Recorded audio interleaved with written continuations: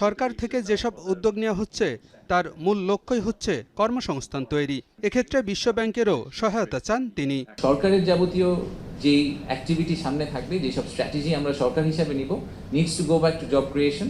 World bank আমাদেরকে এখন যে রিপোর্টগুলো দিচ্ছে, ওনাদের বেঞ্চমার্ক, ওটাকে ওনারা আসলে ওই ইনভেস্টমেন্ট ডলার ভ্যালু থেকে সরিয়ে জব ক্রিয়েশনের দিকে নিয়ে আসার চেষ্টা করছেন।